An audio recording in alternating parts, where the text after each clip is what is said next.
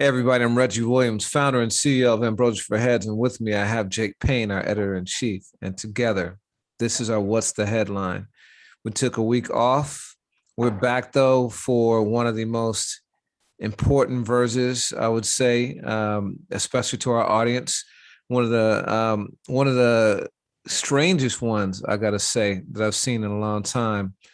Um, Strange only in the swings that it took. I don't think Mm. that I've seen one that's been more volatile ever. But what about you? What do you think?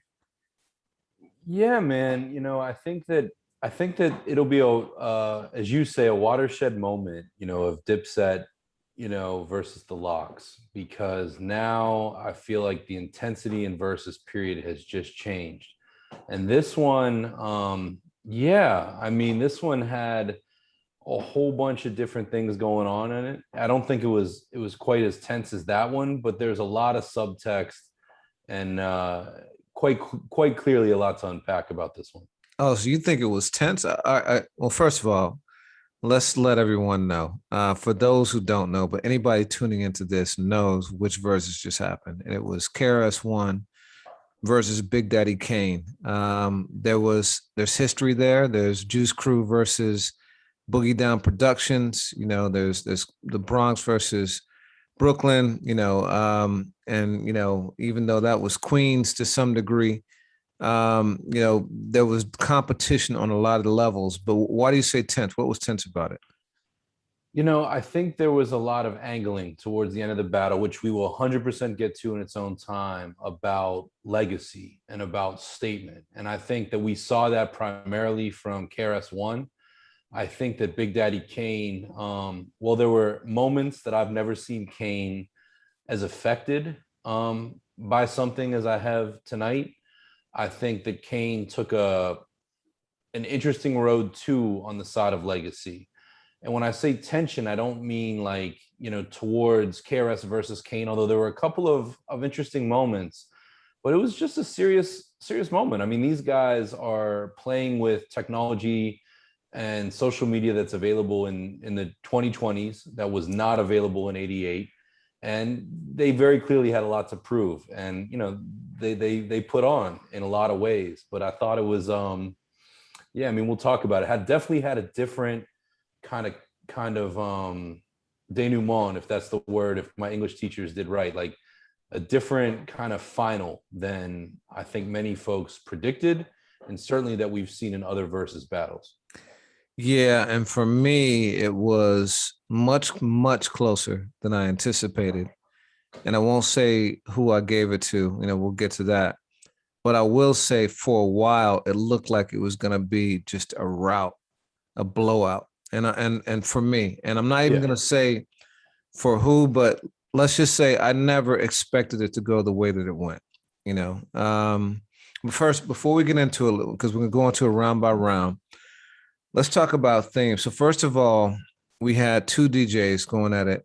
We had two legends in the house, Kid Capri and DJ Scratch, and they opened it up as verses typically go with medleys and really kind of warming up the crowd. But it took on what I felt was like a battle form in and of itself. What did you think?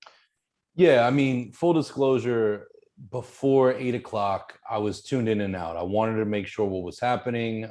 Versus, all week long, they had said this would start at 7, which seemed as a shocker, just given, what the last year and a half has looked like for versus.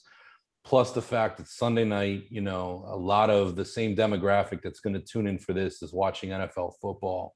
But Scratch has been one of the go-to kind of pre-show guys. But just like you have Brooklyn versus the Bronx in the battle, you have Brooklyn versus the Bronx on the DJ tip. And one other thing that I'll add is, I had read earlier today that they were going to be, each contestant's respective DJ.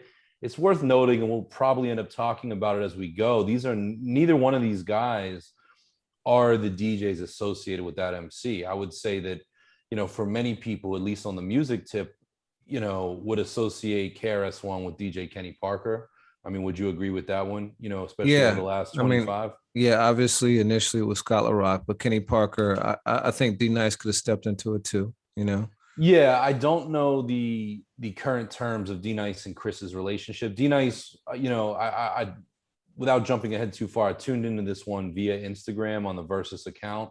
And, it's a gift and a curse because everyone is trying to get funny off. Everyone is dropping, these big hyperbolic statements, big pontifications. D Nice was chiming in here and there with some real interesting facts because he's somebody who is top tier DJ today, but was very much part of the BDP posse. And then on the Kane side, I feel as though that at least for the last 30 years, people associate Kane with, Mr. C has been his DJ. Marley, at the beginning, sort of like Scott, but over time, C and Kane even appeared together on Funk Flex's show a few years ago. Like there's a true union there. So it was interesting to see both of these guys go with DJs that they might not be on the road with on a consistent basis. Yeah, that was interesting. Why do you think Kane didn't have Mr. C? I'm gonna give you a theory. Because there were some battle elements between the DJs. I'm wondering if Kane thought Scratch was going to represent him better on the battle side than Mr. C would. Yeah, I wonder about that one. Scratch is very much part of Swizz Beatz family. I mean, even look at records like Busta's New York shit, and it's produced by DJ Scratch.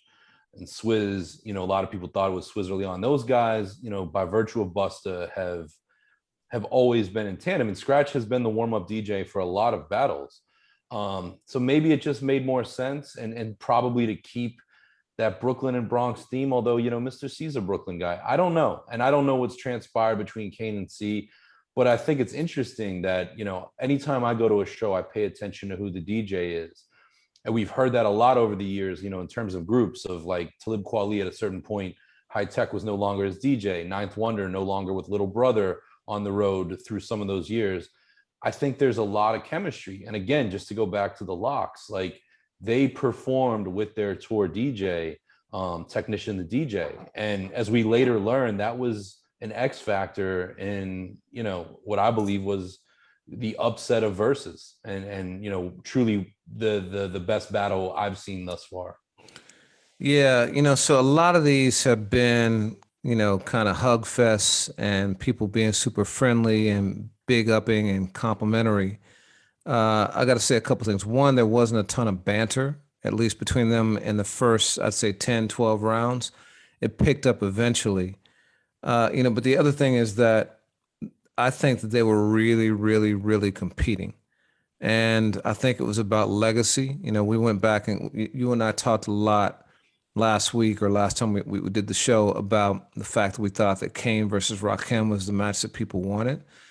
But you went back and found one of the articles that we wrote that was quoting Kane on an interview show saying that he had always wanted to battle KRS because KRS was a battle rapper. He said Rakim was not a battle rapper. And if he was going to battle, he wanted to battle a true battle rapper. And I think they came in battle rap mode, and it wasn't necessarily about winning the night, but you alluded to it earlier. It was about winning legacy. I think it was about defining who was the illest MC and truly, true to that term, MC of the 80s. I think that there was a lot at stake for them and they took it seriously. Yeah, I mean, these are two guys that don't have the trophies they deserve. They didn't live in a time where the Grammys were paying attention to what I consider to be the pulse of culture, on the hip hop tip. So these guys don't have, they may have Grammys by virtue of Quincy Jones on Back on the Block, but they don't have their own Grammys for their albums. And they don't have, a ton of platinum plaques, although I know both do have plaques. These are careers that are about bragging rights and about impact. And I saw a lot of that in the IG comments. And I feel that this was a moment, and this is the opportunity to kind of add a new piece to history that you really can't add unless you have two guys in top fighting shape dropping albums in the same year, the way we talk about Drake, Kendrick, and Cole. So this was so important that way. And I feel that, to your point, that intensity and that drive for both men came through at different points. Yeah. And, we talked a lot last time about how each one needed to approach it in order to win. I think I think both of them did what we predicted, but I'll say one crucial thing that I think Kane did differently from KRS, which really benefited him. So KRS, I think, treated this like a concert. He had a lot of times where he would let the crowd fill in. Rakim does that. And when you're at the show, although, I prefer to hear the MC myself, but a lot of times it's cool to hear the crowd chime in and it's participatory, right? It's truly hip hop, it's call and response. Whereas, but that doesn't translate as well on TV, because you're just hearing the audio drop. You don't hear the crowd as much.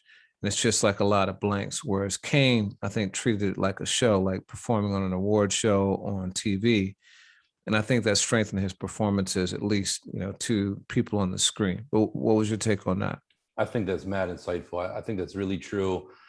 The crowd was interesting on this one because it was a very different, this one was in the Barclays Center. On one hand, this battle has to be done in New York. It's, ideally, you probably want it in Manhattan somewhere, but Barclays works for a litany of reasons, I'm sure. I was really disappointed with the crowd. On one hand, it's dope to have, Fat Joe and Swizz Beatz and Busta Rhymes and Jadakiss and on and on and on. Yeah. Ninth Wonder, yeah, in the crowd. But on another, the crowd was, and anyone that's ever been to a New York hip hop show or has been to a few of them, there's with rare exception, oftentimes it's a hard market. I'm in Philly right now. Philly can be a hard market too. And I feel like both of these guys deserved people really giving them the energy from the crowd. And this was a time in Versus that I don't think that happened. I think you get that sometimes with the R&B or the dance hall verses. But this time, even the people on stage were sitting on speakers and just like acting cool or taking photos. And then you go to the crowd and, honestly, like I wish everyone else in the crowd was as animated as Fat Joe was, because that's the respect and the energy that these legends deserve. And there were a few times where, these guys would bring out a cut, they'd be, KRS-One with his energy and King with his precision. And you'd see somebody in the crowd just not getting it. And for me at home, sitting in my living room, it throws me off. I don't know about you. Yeah, you talk about energy and precision. So, and you talked also about them coming in fighting shape. This to me was almost like a boxing match, but it was like Floyd Mayweather versus Mike Tyson, in terms of contrast of styles. You got Kane as the precise boxer, like scoring points, not going for knockouts, but just scoring points, jabs, hooks. And you got KRS, the heavyweight, coming in with like knockout blows or attempted knockout blows. And there were some wild swings that missed, but when he connected. And, I'd say just the last thing on that analogy is that between the two of them, Kane came in better shape, like actual physical shape. The first thing I noticed about him is he looked trim. He looked like he had lost some weight even in the last couple of years, and like he had been actually working out in cardio shape. And I think it really helped with his breath control and allowed him to see some moments that he might not have been able to otherwise. Whereas KRS, I think, was a bit short on breath at times.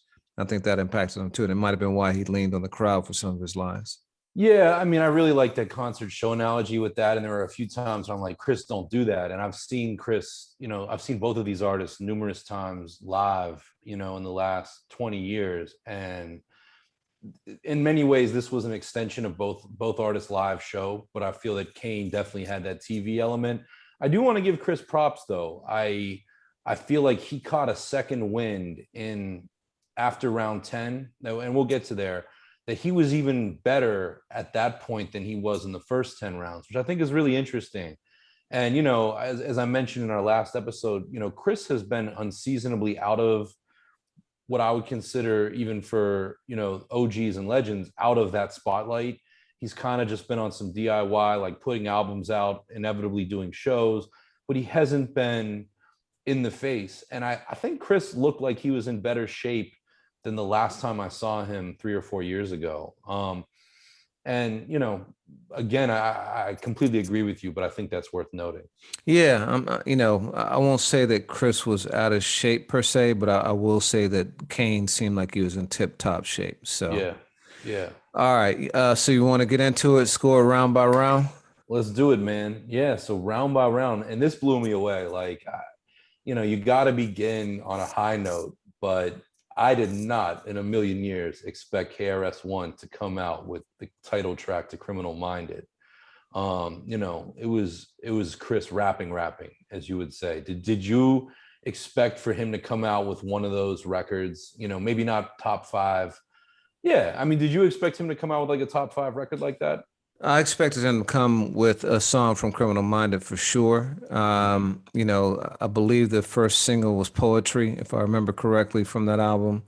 It wouldn't have surprised me if it came from that, but if you're going to start with Criminal Minded, why not start with the actual song? And I thought it was incredible. I'll just say off the top that my scoring in this, a lot of times in previous verses, I've really gone with the record because in most occasions, until kind of Locks Dipset, they weren't true performances. It was really just people playing the records and kind of like dancing or like moving around. And so you were really judging the record versus the record. In this one, it was truly about the performance for me. And so Chris starts off with Criminal Minded, and Kane comes out with Just Rhyming with Biz, with the shout out to Biz Marquis in the year, that he passed. And for me, if it was just record for record, it would have been Criminal Minded for me because that's still one of my all-time joints. But Kane, just his performance was like exceptional, and so I gave that one to Kane. Big Daddy Kane is the epitome of class, and there are several points tonight during verses where I thought that showed itself, and it wasn't Kane pandering for that moment of like, yo, let me do this thing and conjure some connectivity. It was Kane saying, and all of it had to do with Juice Crew, bandmates, but him saying, I have this platform, let's use it to make history right. And for him to begin with that with Biz, I thought was incredible. That being said, I gave it to Chris on this, and I thought that Chris, and you make a great point, about that it had to begin with Criminal Minded, something from the album. But that song immediately, it invokes crowd participation, the way the record builds at the top. And Chris just came out with that flair and that energy. And again, like for Kane to come with a deeper record, but use that moment just to kind of say what needs to be said about 2021 in hip hop, beautiful moment. I go Chris, you go Kane, right? Actually, you know what? I'm looking at the score. I agree with everything you said, and I stand by what I said about the performance. But Criminal Record was to me such a great record. Yeah. And Kane and this Chris, I think performed it well. So I did give that one. I gave that one to Chris. So and just for everyone following it at home, we share a scorecard that we look at, and many times for anybody that listens to these podcasts, we disagree. But yeah, you see the note. We both had KRS on that one 1-0. You want to set up round two? Yeah. So round two. I mean, damn, like round two. This was when I was like, it's gonna, like, if he's coming with these now, it's just crazy. But KRS drops, I'm still number one from Boogie Down Productions, by all means necessary. I thought that was cool, but this is where he started doing the, letting the crowd fill in for his lines. I thought a bit too much. He did it on almost every single line. And I want to hear KRS-One rhyme. I don't want to hear the audience rhyme. I want to hear Chris rhyme. And then Kane pulled out a surprise for me. I had completely forgotten about Enough Respect from the Juice soundtrack. But he killed it. And he just absolutely smoked it. Just such a great song and performance. So that one, I gave that one to Kane. And so it was 1-1 for me there. Yeah, I mean, I do agree with you. I thought, first of all, I'm still number one, might be my favorite KRS-One song. I love that energy. I love that signification of the changing of the guard in hip hop. I love the shout outs in the song. I mean, it's just my joint. That today, at this point in my life, that is the BDP song I listen to most, I would say, on every year for the last at least 5, probably 10 years. I thought KRS's performance of it wasn't as tight as it could be. And meanwhile, you have Kane doing a record that if you were to ask me to write down 25 Kane records that we might see tonight, that wouldn't make the list. And he came out and he sold me the record. He made it dope. And his delivery was tight, sharp, precise. It was confident. Like he knew that he was reaching in his bag and coming out with something that was different and really relying on being an MC. Yeah, I mean, for me, that tied it up. And, you know, I keep thinking, I listened to our previous podcast tonight, and going into this, you had predicted KRS, I had predicted Kane. Your thing was, does Kane have enough records? And when I see a moment like this and the way that he did that, already at round 2, I'm like, buckle up, because it's going to be a fun night. Yeah, and this is where his shape comes in, his being in shape comes into play, right? Because a lot of Kane's lyrics are super fast, and so you got to have really great stamina in order to get through the verses like that, you know, without letting the crowd fill in or having a hype man. And, you know, most MCs have a hype man precisely for that, because they need to take a breath. But Kane rapped the hell out of that song. He smoked it. So, yeah, okay, cool. So we're 1-1. Round 3 was interesting, you know, and what I find is I got the impression that these guys had coordinated with their DJs to have some vague idea of a set list. And then there was points where there was deviations very clearly based on things that they had said, perhaps based on surprising each other. Chris begins this one with MCs Act Like They Don't Know from his 95 sophomore self-titled solo album. It's a mouthful. And Kane delivered Young, Gifted, and Black, which, you know, I mentioned in the previous podcast. To me, if Kane has 5 records, that's one he has to do. I don't know that these records make a lot of sense in the same round for each other. Maybe in just that they're commanding deliveries. You know, I don't know. But I thought that KRS, for being the more energetic of the two, in some ways, you know, louder and more boisterous, he got everything right in this round. So for me, I immediately was like, Chris, 2-1. How did you score this one? So when I first heard MCs Act Like They Don't Know, I automatically gave it to Chris, right? But then I heard Young, Gifted, and Black, and I remember what you and I talked about last episode, and now, that's the first song I ever learned all the words to intentionally, like just going back and memorizing. And Kane performed it better. You know, again, Chris, you know, was relying on the crowd, and I thought that the Kane's performance took it, and so I scored for Big Daddy, and I had a 2-1 at that point. Next round 4. Yeah, next round. So KRS goes with the MC from I Got Next, and then Outta Here from Return of the Boom Bap, double play. And this is something that's interesting. So even though they only did 19 rounds, not 20, there were a lot of times when KRS would do 2-3 songs to Kane's 1. Kane pulled out another song that I'd completely forgotten about, Rap Summary, Lean on Me. And, you know, that one he performed well too. You know, I gave it to Kane again just on performance. You know, Chris just in the beginning part was not super. He was doing a couple things. One, it was relying on the crowd, and 2, a lot of times when you see him live, he can get into his chatting thing. You know, where the cadence is, and he's not very clearly enunciating his words, so it became very difficult to kind of understand. It all sounded like kind of like muffled. And so Kane being super precise with his lyricism and you know, his energy, I gave that one to Kane. You know, I totally see where you're coming from. This one I gave to Chris. I thought that the medley approach worked well here. Chris played to the crowd, and again, I mean, I'm disappointed in the crowd. I can only imagine, and I don't think it's a question you'll see if these guys, you know, do a post press run. But, you know, if you want to keep the crowd hype and engaged, you might do 2 songs in one. And again, that speaks to Chris's catalog. I gave this round to Chris. So you know, just on for the record, then at this point, you have a 3-1 Chris, and I have a 3-1 Kane. We're diametrically opposed. which again, just for those playing at home, completely puts us in the opposite position we were in on our forecast of Yeah. who you said, already, and at this point I have to say too, we share a scorecard, but at this point we were writing them different places, so this was like blind. We just we kind of combined them later on, which is kind of funny. Yeah. Yeah.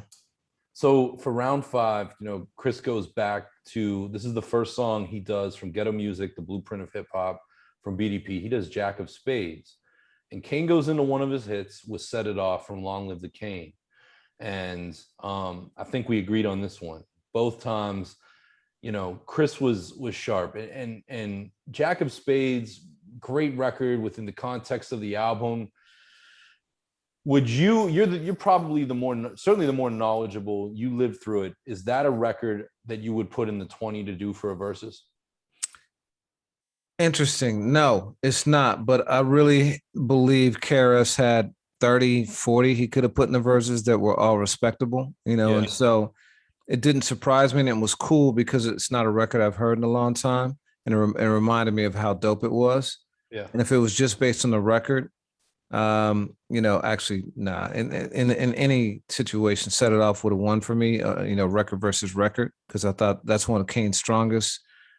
Jack of Spades is not one of Chris's strong. It's not a weak one, but it's not like top 20 for me. But I gave that one to Kane too. Just his performance was bar none. And so now I'm at 4-1 and you're at 3-2. And I'm starting to think now, is Kane gonna run away with this? What's going on? Like it was getting weird to me.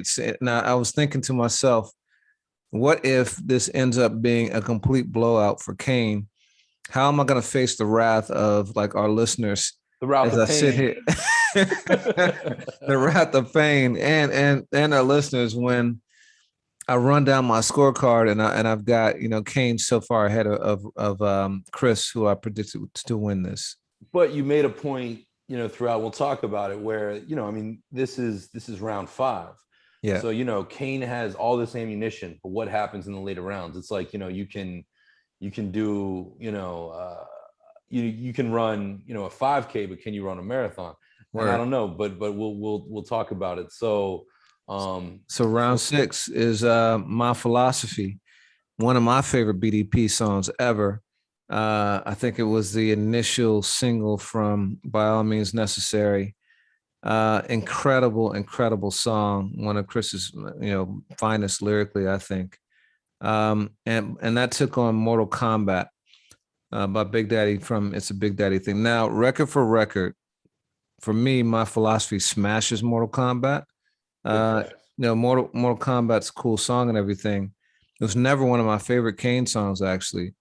But again, the performance sold it, to use your term. Like, Kane was a showman tonight. He was really at his best in doing the concert. Had the fedora on, like was super smooth, had the red tracksuit. He was really doing it. And again, KRS let the crowd fill in too much, so I gave that one to Big Daddy, and I had it 5-1 at this point.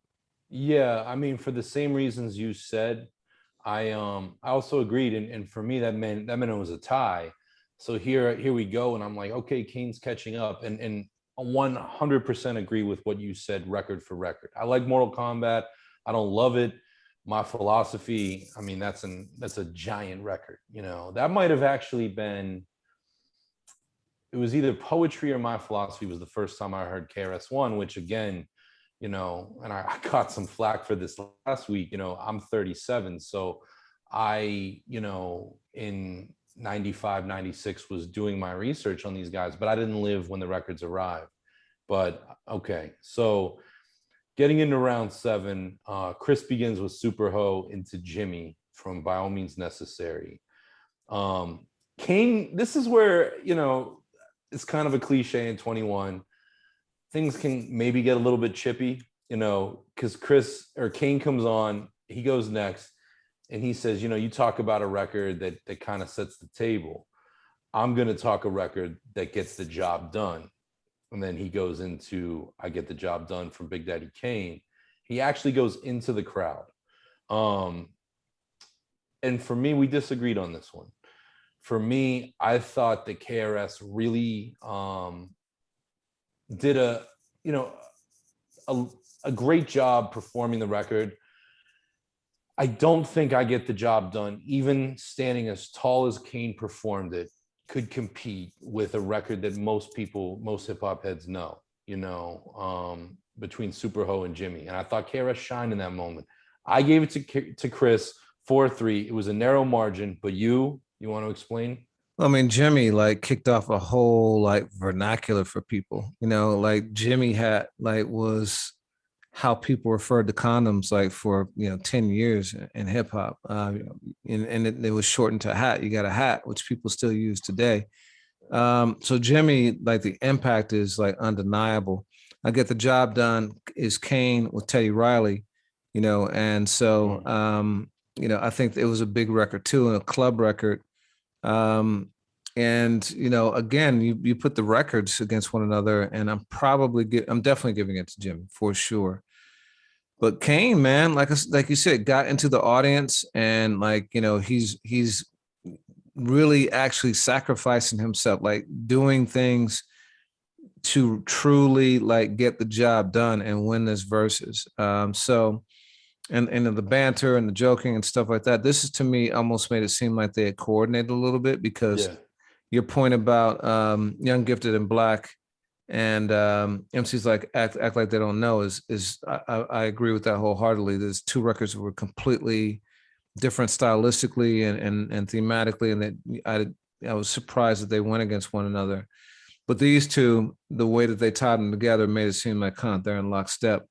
But yeah, man, again, Kane, the way he performed it had it for me. So now I'm at 6-1, and like I said, I'm starting to sweat, because how in the world am I going to sit here? I'm going to have to read the comments. Like, it's not going to be pretty. You know what I mean? Well, and it's funny. We learned later in the night these guys are going on tour together with all of the guests, some of which we will inevitably talk about in a few minutes. But it's one of those moments, and we've seen this before, where Versus creates an opportunity. I think going on right now is Locks, Dipset, and State Property, which may or may not have happened, but Versus definitely gave it a push. And there definitely seemed like this was choreographed. And to your point too, between the JBs with Jimbrowski and BDP with Jimmy, my father's name is Jim, and in high school, all of my friends refer to my dad still to this day as Jimbrowski, which kills me. That's hilarious. Hip hop vernacular, yeah. Shout out. He doesn't know that, and probably wouldn't appreciate it. That's hilarious. Yeah. So number 8 is KRS starts with Part-Time Suckas, By All Means Necessary, and then he goes a cappella. And that to me is when he's starting to like heat up, because going a cappella, you can hear his lyrics clearly. It's the energy is right, and you start to like get that glimpse of Chris, the MC, the guy who just like can set the party off with freestyles, even though this was like the verse from the record. Then Big Daddy comes with Pimpin' Ain't Easy. Again, he's talking greasy, and the performance I thought was top shelf. And so again, man, I give it to Kane. The other thing that's really interesting is that he brings out Nice and Smooth, which is dope. Probably not a fair fight, because it's the three of them against one. And it's the first time we've seen a guest. First time we've seen a guest. And so you're like, okay. And he's also doing whole songs. Chris is sticking kind of to the one verse chorus format that Versus has been known for. But Kane is doing full songs. And so, you bring out Nice and Smooth. They then, went into Dwick, which was great. It's very hard to compete with that with just a solo one record. So I gave that one to Kane. Yeah, this one was close for me. And, I'm not necessarily including any of the solo Gangstar joint that Nice and Smooth did, but it was. And Nice and Smooth edged it out. I think Greg Nice was the tipping point. I mean, he has an ability. He matches Kane's energy very well. And what's cool is, Greg Nice, in theory, I would have expected to appear on behalf of KRS. There's a few guests that could have gone either way, but, Greg told me one time, he was there when I believe South Bronx was recorded. They definitely used the same studio. He's a BX guy. So for them to come out during that, I just thought it was really interesting. It was exciting. Pimpin' Ain't Easy is not one of my favorite Kane records, but I'll keep using it in this case. They sold me the joint and I gave it to Kane too. So Yeah, so now I'm at 7-1, you're at 4-4. And I'm getting nervous that it's going to be a complete blowout because Kane has now won, in my opinion, with records like Pimpin' Ain't Easy, I Get the Job Done, and Mortal Kombat. Not my favorite records of Kane, and against some pretty serious bangers of KRS. And I know what Big Daddy's got left in the treasure trove. I know KRS has got heaters too, but I'm starting to think, this could be a runaway at this point. Yep, and it gets really interesting too, because here we go to round 9, and KRS does a joint that we knew we would hear, Black Cop, from his solo debut, Return of the Boom Bap, and then goes into Take It Easy with Mad Lion. And well, I thought Mad Lion brought his A game, and it was great to see Mad Lion. He looked like he was in fighting shape, and he's one of those artists that I've always wanted to interview, and I've been asking around because he's not a very in the spotlight guy. I thought Chris was a bit sloppy here. I think he leaned heavy on, the choruses of both songs, and it wasn't a crisp delivery. It was a little bit mushy. And meanwhile, you have Kane come with Raw, which is going to be, if Kane has 3 records that are going to be, aces to put down, that's going to be one of them. And, he used it. He went against good competition because Black Cop is a favorite among many fans. I don't know that people would have guaranteed to hear Take It Easy, but Kane played his card and he played it really well. And for me, Kane now moves ahead 5-4, which marks a tipping point. And I think we kind of agreed on this one. Yeah, this is where I started to wonder about Kane's strategy. I thought that Raw was way too early. I probably would have put this at like 18 or 19 with the Symphony closing it out because, this is Kane's, I think it was his introduction to most people was this song. And it was incredible. And he performed the hell out of it too. But I thought he might be going a bit too early. But at this point, he's up 8-1. So the lead is so big. I'm thinking maybe he's cool. So you had it 5-4 Kane. I had it 8-1 Kane, which it just sounds absurd. But again, based on performance, I thought he was just outperforming KRS for the entire first half. And here we go. And I'm thinking, man, we're watching, I see where you're coming from because you put notes. We're both seeing each other and I understand the justification, but, we've usually been pretty close on Versus. We always haven't had the same winner, but this is starting to look like you and I are watching possibly, 2 different competitions. Right. It's like we're listening to the same album, which happens all the time. Where I like one half and you like the other half, but we both like the album. So yeah. That's what makes it Ambrosia. Yeah, man. Exactly. So round 10.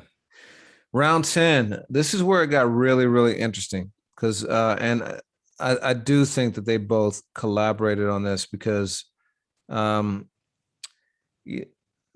recognize that I think that KRS and even Kane recognize that Kane doesn't have the same catalog that he does.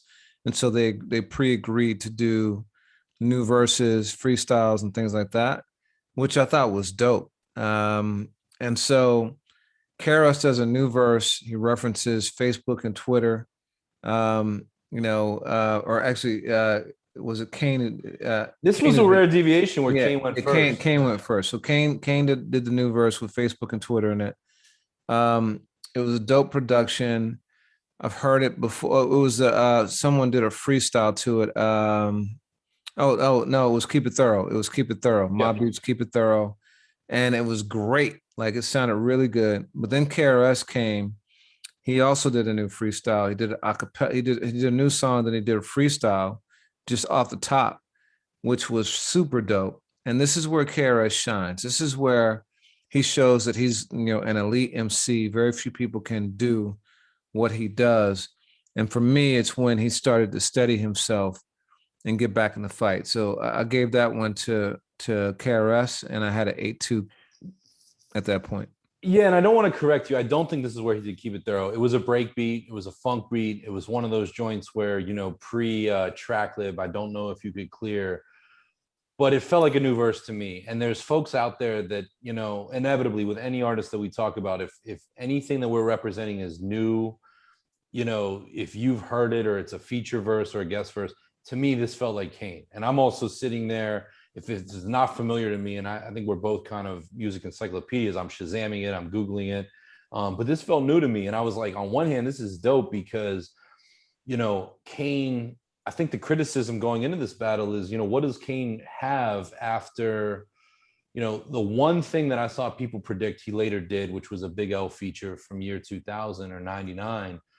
But what does Kane have after that point? And this was very much a verse after that. And I thought the production was dope, and he really, like, he was familiar with it and sold it. I went with Kane. Chris was new stuff. It felt like a freestyle. He dropped it a cappella. It was those moments that you get, those goosebump moments at a KRS-One show. I could have gone either way on this. I went Kane, which put him at 6'4" for me.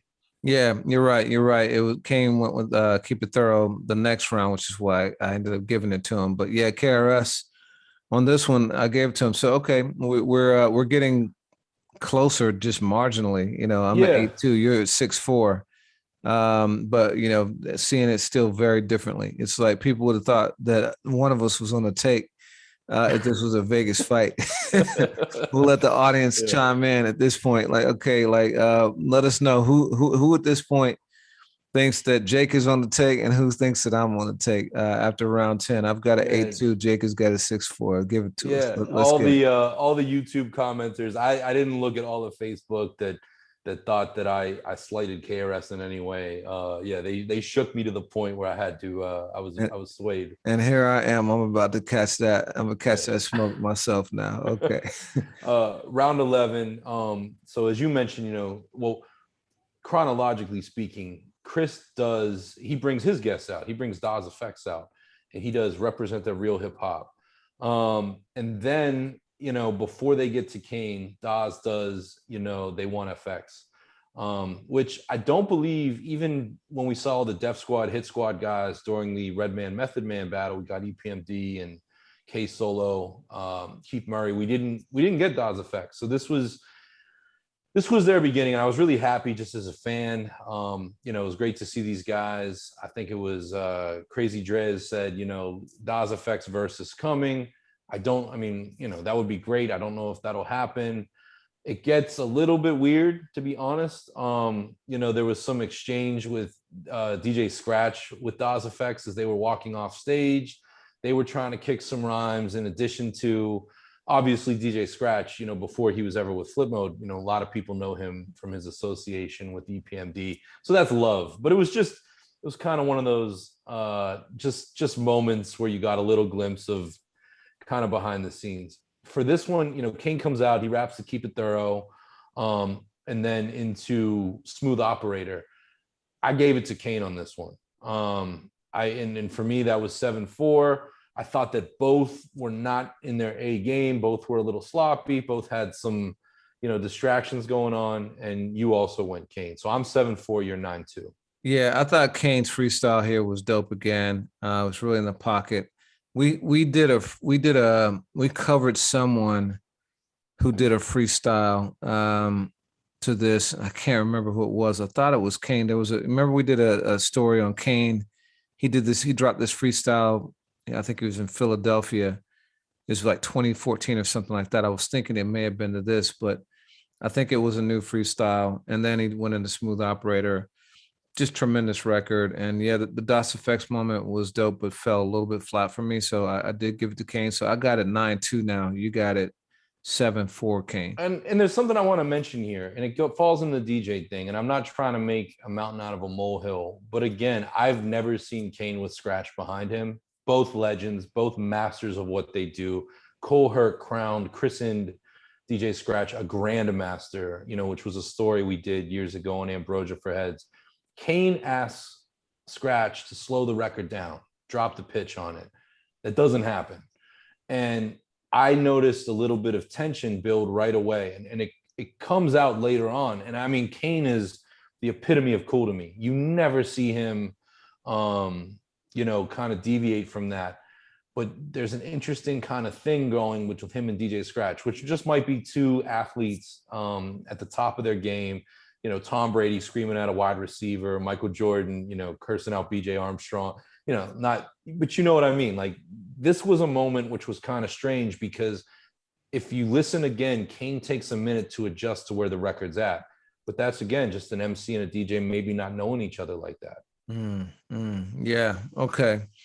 So round 12, this is another moment where as soon as I heard the record, I thought, okay, it's over. You know, KRS drops Step Into a World from I Got Next, which is just such a timeless record. It still sounds amazing. And at this point, this is one of the most amazing moments of the entire night for me. It's at this point, he brings out, you know, Pop Master Fable from Rocksteady Crew. And you know, you got, you know, the B-boys are in the house, the breakers are in the house, and this is truly becoming a hip-hop moment at this point. You know, he freestyles again, and now we're in just again pure hip-hop mode. Kane keeps the energy and he brings out Crazy Legs and a guy named Cha Cha, who I was not familiar with, but was absolutely incredible. Looked like he should be in the Olympics in 2024 when breaking is officially launched in the Summer Olympics. But then Kane does Wrath of Kane. And, you know, that's just, in most cases, an undefeatable record. But again, Step Into a World, tremendous, you know, KRS with the breakers, you know, I'm doing it first. I gave that one to Chris. And so now it's 9-3 for me, Kane to Chris. This was one of my favorite moments for Chris. And you know, Step Into a World was a massive record for KRS-One. You know, in the last episode, I kind of referred to it as a comeback, which really isn't fair because it's 2 years removed from MC's Act Like They Don't Know in the self-titled album. I mean, Chris never lost a step. But by 97, I feel like the hip hop map has opened up. You know, Southern rappers are getting a lot more recognition. Between 95 and 97, you've got, you know, Tupac joining Death Row. KRS-One puts out a record that reminds heads or reminds, you know, everyone but the heads who already know of hip hop's roots. And I love this performance because he comes out with you know, Pop Master Fable, and I love that style of dance. I love watching an OG perform at that level, both as a breaker and as an MC. And to me, if there's one moment you're going to watch from the KRS-One side, this might be it. Wrath of Kane was crazy. It was awesome to see Crazy Legs. Cha Cha was dope. I've seen Kane over the years travel with breaking crews, and even invite people like locally that you know love the art and perform as part of his set. I love that both of these guys incorporate that element into their shows. I'm gonna go with the classics on this one. You know, classics in terms of what that moment meant in fighting for what hip hop stood for. I thought that translated to the Versus stage. I went with Chris on this one. So I'm at 7-5. You're at 9-3. Yeah, and for me, this was the climax of the whole night. You know, this for me was one of the best moments in Versus history, period. This was true, like hip hop, like really going to all the elements. Someone mentioned, I think it was around this point, y'all had the MCing and the breaking. You got to give it up to the cornerstone what launched this, the DJ. And it wouldn't have surprised me if they've had some artists come out and do some graph too. Yeah. Because this to me made it like, you know, an 80s, you know, real true school, pure hip hop moment. And I thought it was fantastic. Yeah, I did too. So, you know, even though there's this long display, round 13 happens and KRS comes out with a classic, Criminal Minded joint, South Bronx. I mean, one of the records you know you're going to hear. And then Kane matches it with one of the records you know you're going to hear, Ain't No Half Steppin' from Long Live the Kane. This was interesting. You know, as you talk about Kane's fitness and precision, this is the only place in the night where I thought Kane was winded. And I don't know why, because the moment before, you know, he really let Crazy Legs and the Breakers break, you know, but for whatever reason, it just came across. And Chris took one of his hit records, a record that he used as a calling card to get his name and DJ Scott La Rock's name out there. And he rode. So it starts to get, again, 7-6 in favor of Kane. Chris gets the round for me. But for you? Yeah, for me, this is where placement matters, like order matters, because you come off this tremendous hip hop moment. B-boys are out doing their thing. There's aggression, but like a healthy aggression in the air. And South Bronx like builds on that energy perfectly because like, this is like the bridge wars and like really like tapping into that energy that was happening at the time. Ain't No Half Steppin' is a much softer record. And, I don't say that as a diss. I just mean it's soulful and there's just not the same kind of aggression. And so it was a bit of a come down. And so, and Chris is now rhyming. I think he is probably lower energy too, but it actually brings him to a good place. Whereas, because I think he was like a little bit too over the top before. Now you can hear all of his words. He's really flowing. He's rapping the entire songs, or most of it. And so for me, South Bronx took it. Yeah. So I got it Kane 9-4 at this point, and I think you got it Kane 7-6. So you and I we're closing the gap. We are. So round 14. Round 14, Sound of the Police from Return of the Boom Bap, another classic song. And that's when Kane drops his song with Big L, or Platinum Plus, his feature with Big L. This is a rare one where he does just his one verse and it's short. And that record, although it's cool and great that Kane rapped with L, I think it's hard it wasn't a classic. It's not a record that people remember and play, and that like, it's timeless. Sound of the Police, when you think about all that's happened in the last few years, it's still very topically relevant. And sonically, it's just a classic. So I gave that one to Chris, and I put that at 9-5. So now we're getting close. 9-5, Kane. But you had some thoughts about this one. Yeah, I mean, on one hand, cat's out of the bag. I agree with you. Sound of the Police gets the record. I saw people react to our last episode and mention Platinum Plus specifically. And again, I think of Kane did these things throughout the night. I mentioned it earlier with Biz. I'm going to mention it again in a second. But he acknowledges different people from his career. And again, like, Kane puts a record out in '98 called Veterans Day. It kind of comes and goes unless you're, a diehard fan. Big L had passed away when The Big Picture came out. It was a gold album, really special moment for a guy who deserved all of those props. And with that, I mean, people obviously associate Big L with Lord Finesse, but Big L used this moment to show his influence from Kane. And I feel that record was Kane in a way saying thank you. Like, somebody out here really recognized his contributions.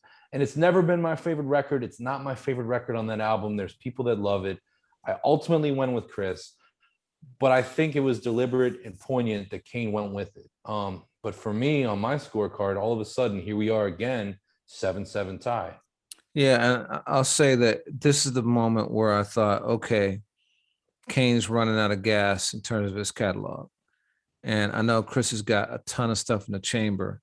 And for me, I thought it might be the beginning of an epic comeback for KRS, where, it was one of those boxing matches where, it's like a Rocky fight where, Apollo Creed is just like giving it to him for like, round after round, but Rocky won't go down. And all of a sudden, like, round 12, Rocky's throwing knockout blows and like, it's anybody's fight. So for me, this was that moment where I thought the tide was turning. So here we go to round 15, the closing quarter. I'm coming into with the tie score. This is where legends are made, And Chris, I mean, they kept this order apart from the one round you mentioned earlier, the whole night. And Chris goes to two classics. He goes with the medley approach that you mentioned earlier, starts with poetry and goes into Love's Gonna Get You. I want to retract a statement that I made in the last podcast. And I got hell for it, especially from one individual. Love's Gonna Get You sounded amazing. Forgive me. Forgive my 37-year-old self for not appreciating that record. And huge, super stupid dope shout out to Kid Capri, because I felt that he and Chris were in pocket with this one. And Chris just showed you, like, I never went to the Latin Quarter. I never went to Tramps, but to watch Chris vibe to that record even before his first verse starts, that was one of the moments of showmanship tonight. And I just thought that that was amazing. And also, it's funny that here we are at round 15, kind of to the point you made a moment ago. Chris is sounding clearer and sharper than he did at round 1 and 2. Like and I wonder if that's just endorphins of like, yo, I'm winning, I'm competing, this is fun, this is a comeback moment. But Chris is great. And even Chris goes in classic KRS-One form. He even says, fuck that, y'all running out of records. Like, he lets Kane have it. That's one of those moments where, and for as much as I respect Kane, I love this about Chris. Because like Michael Jordan, he's one of those guys that's just going to talk shit to you. And Kane responds with what I believe is a freestyle. And it was cool. But KRS won, which puts him on top for me 8-7. What do you want to say about this round? Yo, I agree wholeheartedly, man. Those are two classics, Poetry and Love's Gonna Get You. And Love's Gonna Get You is one of, if not my favorite KRS record. I love that record. And Poetry, like I said, kicked off Criminal Minded. So those two, the fact that he did those two is like a medley. It's crazy, first of all. And I think in most other cases, Big Daddy doing a freestyle like that would have possibly won. But again, it shows he needs to pull these out in order to like preserve his because his catalog is just not deep enough. But yeah, I gave it to Chris too. And now we're at 9-6 for me, 8-7 for you. But it's good. The gap is narrowing quickly. So next up, they both do freestyles. KRS drops a freestyle and he references Trump and Obama. Big Daddy does a freestyle, then he slides into another victory. Chris is now in fighting form. He's doing acapellas. He's going off the top. You can tell he's really in the zone at this point. And, Big Daddy, this is a funny line. He goes, stayed out of, he tells Chris, I stayed out of you and Shan shit, and you're welcome. So, brother, you're welcome. Yeah. So they're giving it to each other, at this point. But I thought of the two freestyles, Chris's was the stronger one. So now I got it 9-7, Kane. And how about you? This one, KRS-One, according to many that I've spoken to, has made a lot of his albums since the mid 90s, just freestyling in the booth. And Chris has made some really great albums. I think of Keep Right. I think of some that we've even covered in recent years on the site. And this was as good of a KRS-One freestyle as I can remember. Again, he was just feeling himself and the smile came out. And it just reminded you of the guy that, was willing to go at Melly Mel, the guy who, took on almost all of the Juice Crew, to Kane's point, the guy who, threw PM Dawn, off the stage. Like, KRS this is his moment. And in round 16, I'm like, yeah, man, you won. And Kane, this is at a point where I'm starting to see Kane a little bit, furrowed brow for one of the first times. I've been following Kane my whole professional career. And, Kane even kind of snaps at Kid Capri, I believe, at one point, as they kind of start getting into a little bit of a DJ battle. It's interesting. But yeah, for me, you're at 9-7 Kane. I'm at 9-7 Chris. And this is getting really interesting because this is round 16. So going into 17, the big guns continue to come out. Chris, brings out The Bridge Is Over, a record you knew you were going to hear, a record that I believe is one of the aces that, in many ways is gonna win, But here we go. He does that, and he does it, cool, but in my opinion, maybe unremarkably for the moment. Brings out DJ Red Alert, which is, great. And I like to see that. Red Alert, as much as anybody in this culture, deserves the platform. And he had a huge hand in the Bridge Wars, as we all know. Oddly enough, I don't hear any reference or mention of Marley Marl tonight. Did you? No, I thought that was really strange. I would have thought, well, yeah, you keep going, but I would have thought Marley would have come out with Kane's next song. And you can go into that. Yeah, so Kane does this thing that I think is really interesting, and he brings out Roxanne Shante. And you and I talked about this, 5 years ago when we did the Finding the Goat videos, which Rhapsody, narrated for us this particular episode. BDP goes at Roxanne Shante during the Bridge Wars in a way that is, in my opinion, the type of shit you could get canceled for today. Like, Roxanne Shante is only good for steady, Yeah. like that Yeah. sort of thing. When, and I know Shante was a battler and came into the game going at a host of people, UTFO and on down. But Kane takes this moment, brings Roxanne Shante to the stage, and reminds hundreds of thousands of people tuned in that she is the godmother of the Juice Crew, that without her you don't get Shan, you don't get Kane, you don't get G-Rap. And I just thought that was really, really interesting. And Shante plugs her radio show on Rock the Bells, which I think we both listened to quite a bit. And then Kane, as KRS has done throughout the night, goes into the Symphony, brings out Masta Ace and Craig G. And both of these performances I thought were really on par. Obviously, that's not everyone, on the Symphony, and we'll talk about that in a second. But Ace came out, in a very period correct kind of, sweatsuit. He had the bucket hat on.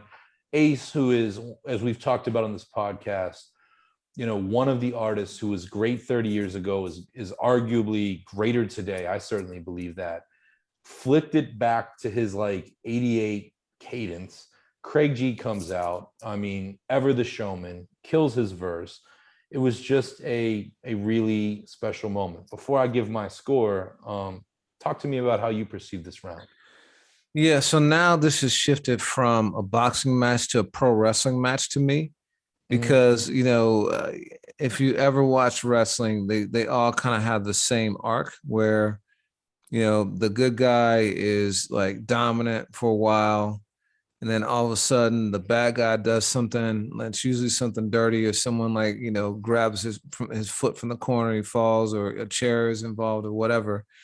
And all of a sudden the good guy's down and it looks like he's going to be out, and he goes to a 2 count like several times, and then all of a sudden he like comes back in the very end and wins the whole thing. It's starting to feel like the swings are that wild, because when I heard the bridge is over, first thing I thought was, too many records. Like I thought, okay, it's over. Like Kane had his fun, but now KRS is in full, flex mode.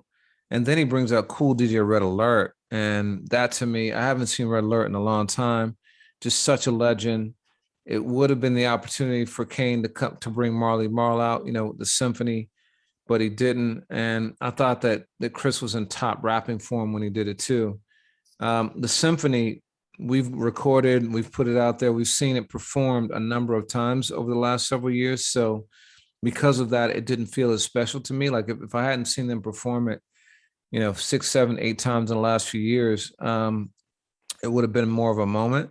But for KRS-One and Cool DJ Alert to be on the same stage, that was a moment for me. And so I scored it for KRS. So now I've got it 9-8 Kane.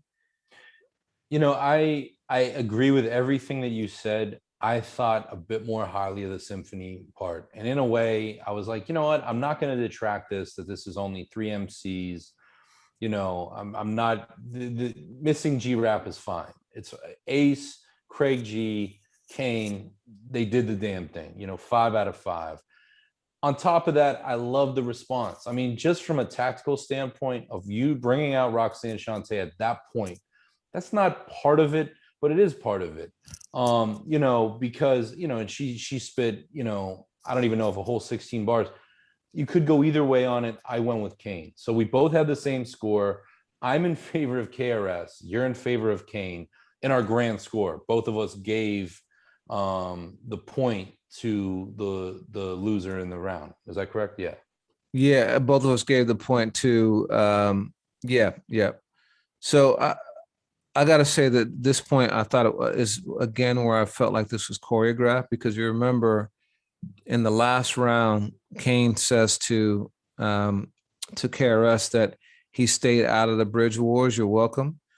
And then he brings in then KRS goes and the bridge is over, and like Kane brings out Shantae and goes in the symphony. So to me, it's all like a very very well orchestrated plan, and it also is now. And this is why I shifted from boxing to pro wrestling. Boxing, as far as we know, is real. Pro wrestling is very scripted. So now I'm starting to think, has this whole thing been scripted? Everyone thought that KRS was going to run away with this, and it starts off with Kane seemingly running away with it, and now like KRS is making his way like inch by inch, round by round, and suddenly we're neck and neck. And so then we go to round 18.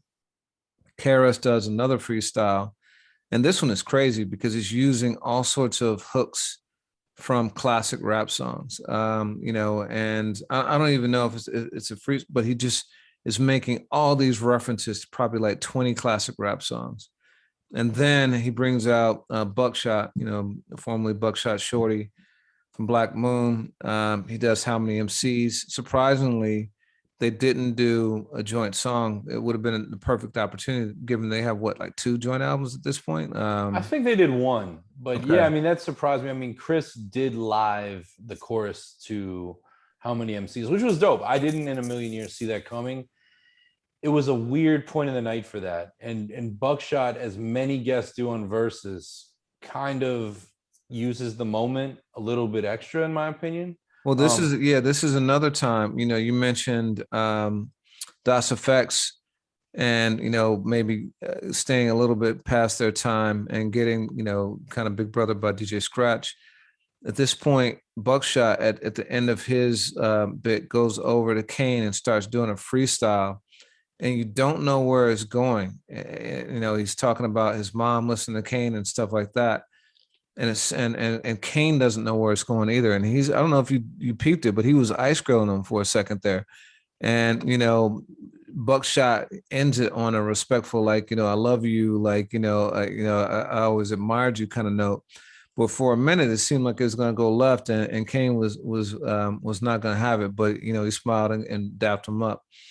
And then Kane brings out Eric B, and then Scrap Lover, and then he does Warm It Up Kane. So Warm It Up Kane is like probably Kane's best performance song, in my opinion. And again, I'm thinking, okay, now he's done Warm It Up Kane, he's done the Symphony. We're in round 18. What in the world is he gonna do for 19 and 20? Because he's like Raw is done, like all of his joints are done at this point, in my opinion. So I don't really understand the strategy at this point of what's coming. The interesting thing is that we talked a lot last week about Big Daddy still being able to do the jump and spin over Scoop and Scrap, and this is the song where he does that, but he didn't do it this time, and I was surprised by that.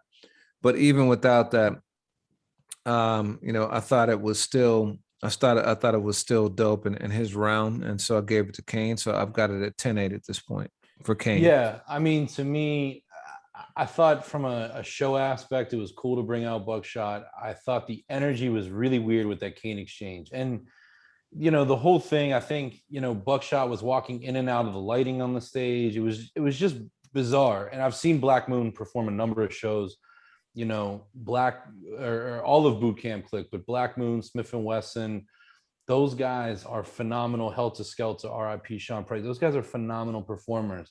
It was a cool song to do because there's obviously, like, it's recognizable. It's not going to compete with Warm It Up Kane in this moment, in a KRS-One moment where all he's doing is the chorus, and Buckshot is kind of stealing his spotlight and not necessarily advancing the ball.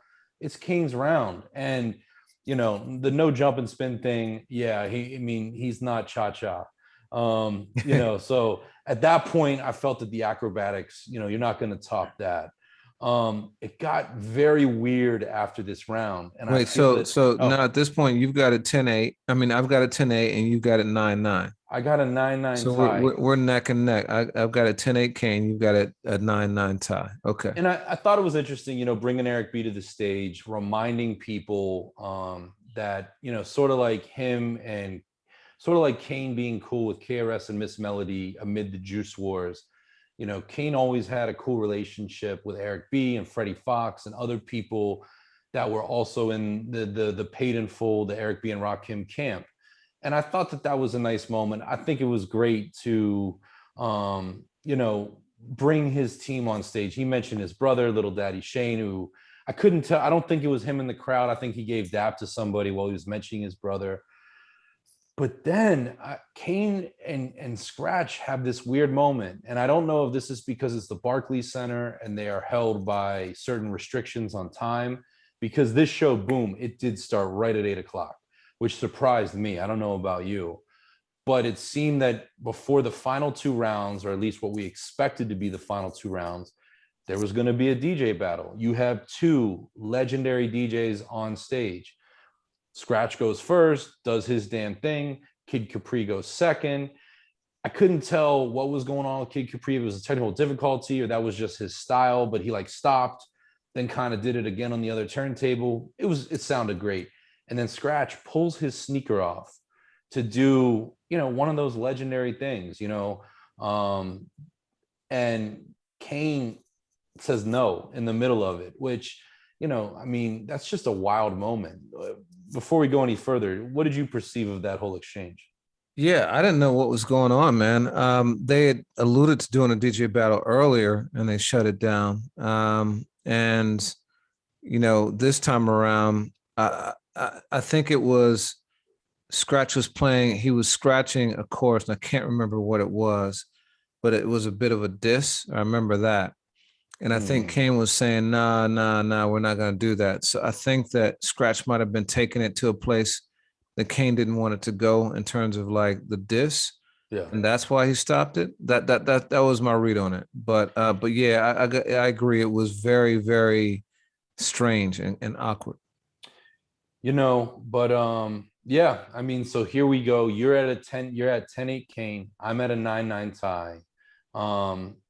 And boom, here we go into round 19. Yeah. So round 19, KRS comes out with 9mm Goes Bang from Criminal Minded, which is incredible. And then he's got Yeah from his KRS-One album. And then he does Self Destruction. Then he has Madism and he brings out Hakeem Green from Channel Live. And so he's now dropped like 4 joints. And Self Destruction was just a snippet. But he's got 4 joints like in one. Like, and he's been doing this throughout the night. KRS probably played 28 songs or so Yeah. of his own, whereas Kane probably played like 14, you know, because he had a few freestyles and things like that, maybe 15.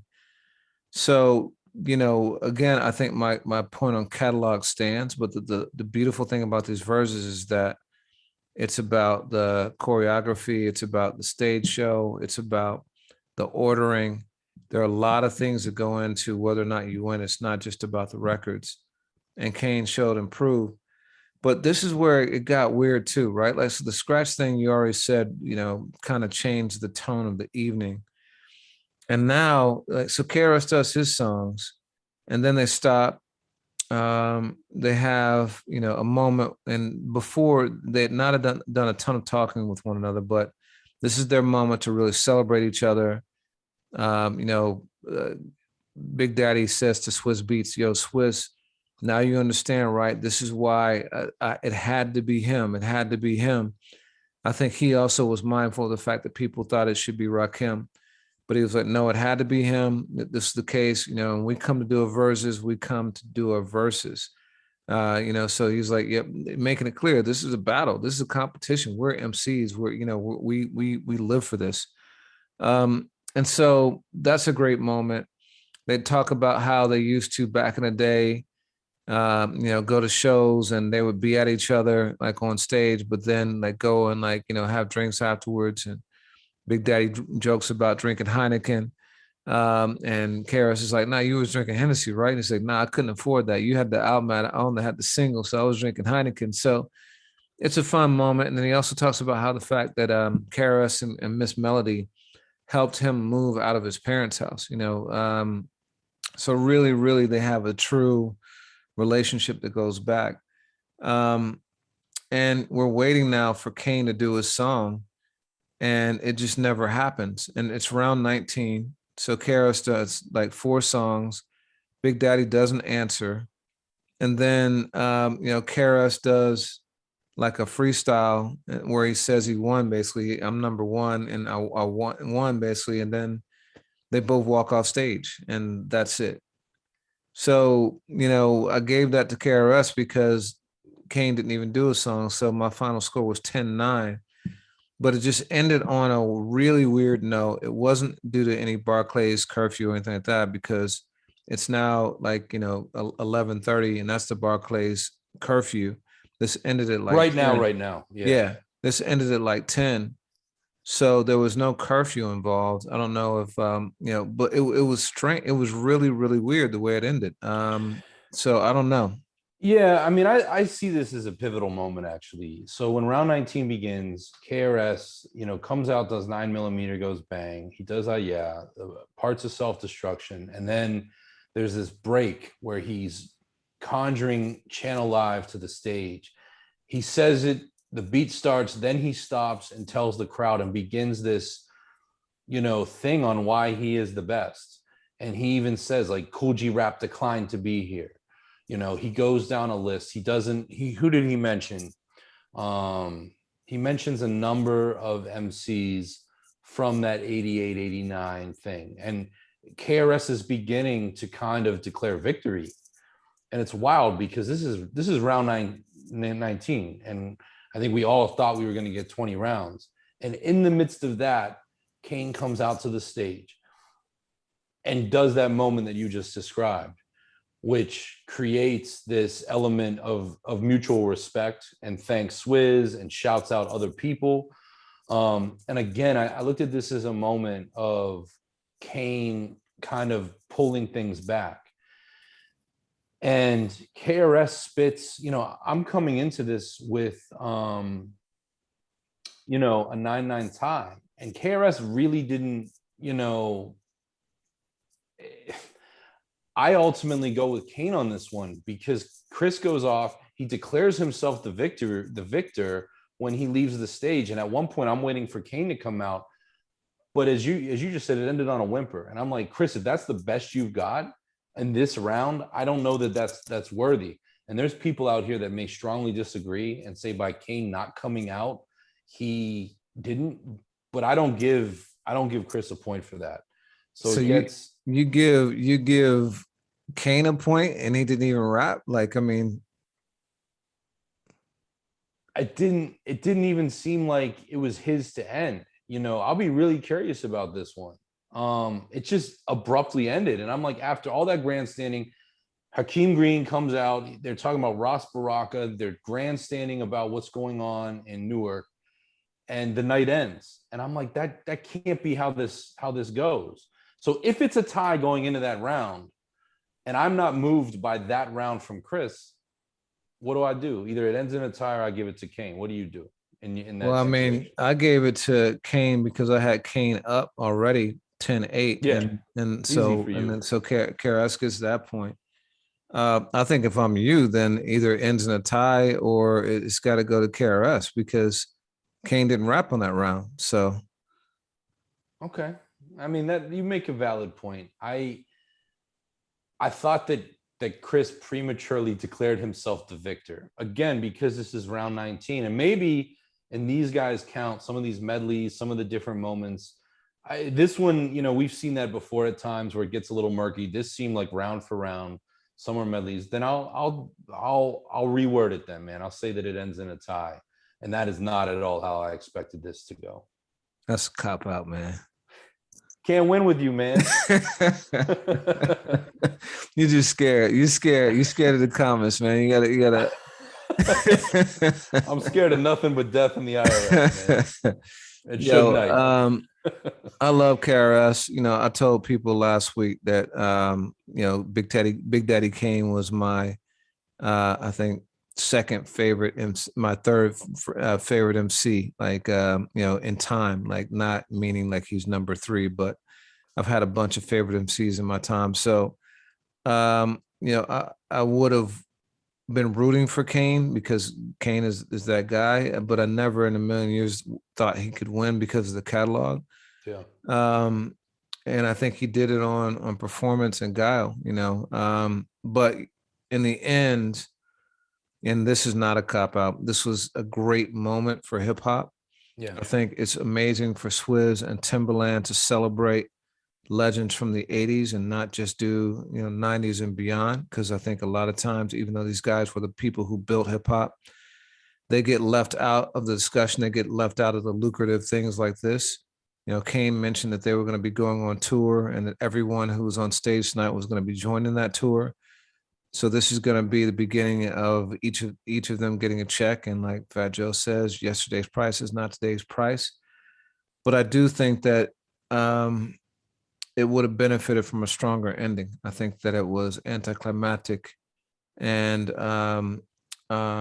definitely didn't end the night and on the strong note that it could have, you know. So I'll be curious to see why that happened. And I agree. In a way, I wish that it would have ended at round 18 or 17, which is not what anyone expects. You know, to me, I predicted Kane winning this battle for the reasons that we've stated, but I didn't. I knew that it would be close. I didn't know that it would be this close, where there would be lead changes throughout the night. I see your point. From a scoring standpoint, I can't grade the round. And I don't know what happened as far you as, can, you're just choosing not to. man, listen, would you put Chris's round 19 performance in his top third of the night? No, but again, Kane didn't rhyme, so it's almost like a forfeit of the round, you know. Yeah, but that just feels a whole lot differently if KRS goes out there and just, you know, sets it off, you know, even, pun intended. Like if he does that and he finishes with an exclamation point. He did And 9mm. He brings out Hakeem Green. I mean, self-destruction. If he had done like a verse from that, or had a couple MC, like it was a solid round for him. He did 4 songs. yeah, I think things got a little bit lost in the lights towards that. And I'll be really curious why Kane didn't come out. I'll go tie. I'll cop out, you know, and the last time that I remember something this close was, you know, Premier and Rizzo, which was in the infancy of Versus, when there was a lot of technical difficulties and no live audience. And you know what? This was a good one. It should have ended on a much higher note.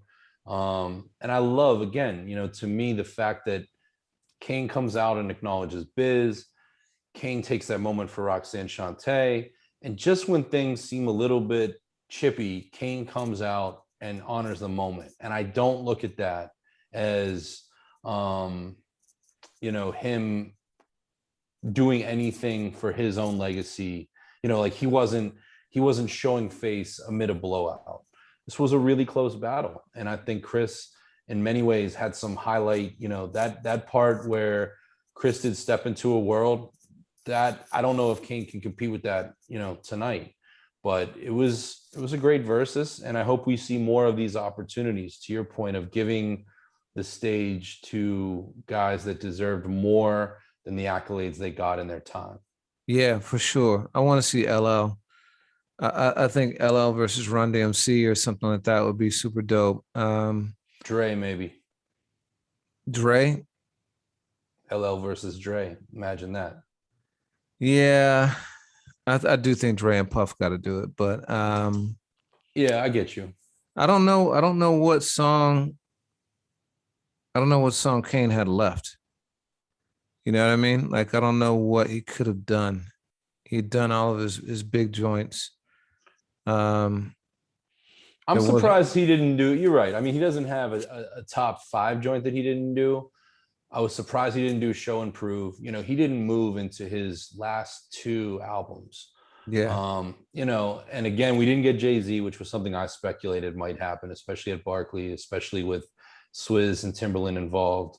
But you know, it was great. It was great. You have a highlight moment from the night. I just said, you know, even though, you know, I may be perceived as a hater on how I grade round 19, and I'm not, My highlight moment was Chris coming out to Step Into a World. Yeah, round 12, that whole round 12, man. Chris on Step Into a World, and then Kane with Wrath of Kane. That was it, man. And the B-boys, the breaking session, that whole round was not just a highlight for me for tonight, but a highlight for Versus. That was to me the purest expression of hip hop we've seen on one of these Versus stages. So that was it. Let me put one more question to you. I truly believe the Locks versus Dipset shaped history. I think that was a moment that, if you were to give the Locks one paragraph Wikipedia entry, and they'll obviously have way more than that, that is a hallmark moment of their career. Is there a definitive takeaway of tonight? As somebody, and I ask this to you as somebody who lived through it, on the first run, of 88, do you see tonight in any way, shape, or form touching history? I don't know that it touches history, but I will say that for me, it should make it clear in everyone's mind that these MCs are still incredibly relevant, incredibly in shape. A lot of times you'll see legacy artists and they're past their prime. It's almost like a charitable thing. These guys got a lot more to give, man. I mean, Kane looked absolutely great, like in all respects. KRS did too, so I think these dudes are still doing it at a high level, and it should encourage people to go out and check them out. I don't think seeing them now is going to be in any way diminished from what you saw in the 90s or 80s. And so I think that was it. I think it let people know these guys are still here. Yeah, these are two of the best hip hop shows you can see. I mean, KRS-One continues to put out albums.